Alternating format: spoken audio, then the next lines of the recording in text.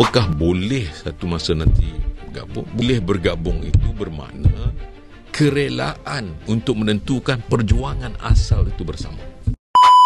Kenyataan Timbalan Presiden Bersatu, Hamzah Zainuddin, yang kini terbuka untuk bekerjasama dengan UMNO, jelas membongkar wajah sebenar politik oportunis Bersatu. Dulu, mereka lah yang paling lantang menghentam UMNO, menuduh ia parti kleptokrat dan menakut-nakutkan rakyat dengan slogan undi UMNO dapat DAP. Hari ini, apabila mereka semakin hilang arah dan dilanda ketidakpastian dalam hubungan bersama PAS, tiba-tiba naratif berubah. Sekarang, mereka kononnya boleh kembali bersama atas nama ideologi perjuangan yang sama. UMNO ditubuhkan dulu agendanya khusus untuk agama, bangsa dan negara. Hari ini Bersatu juga mempunyai ideologi yang sama. Jadi sebab itu kata apakah boleh satu masa nanti bergabung bukan bermakna kerana parti Bersatu sudah tidak kuat.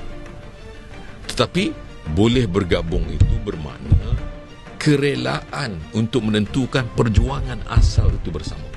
Bukan sebab kita tak kuat.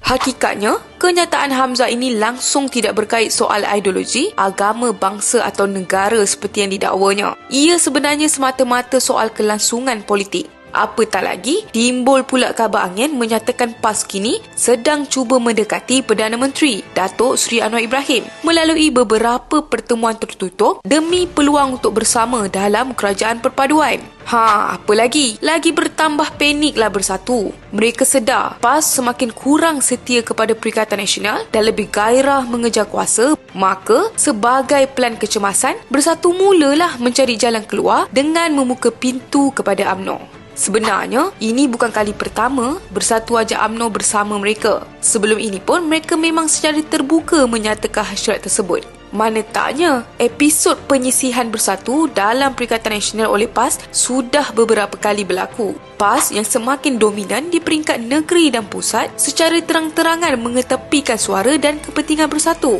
Bukan sahaja dalam lantikan Exco, malah dalam pengubalan keputusan penting gabungan.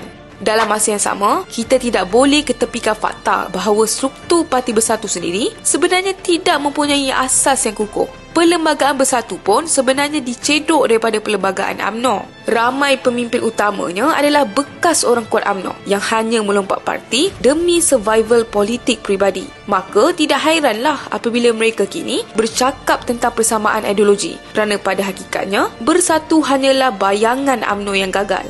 Itu belum masuk lagi konflik dalaman antara pimpinan Bersatu sendiri. Kalaulah sesama mereka pun tidak sehaluan, bagaimana nak memimpin negara? Jelas, kewujudan Bersatu hari ini makin tidak relevan. Prinsip pun mereka sanggup gadai, sanggup hulur tangan kepada parti yang dulu mereka hina siang dan malam.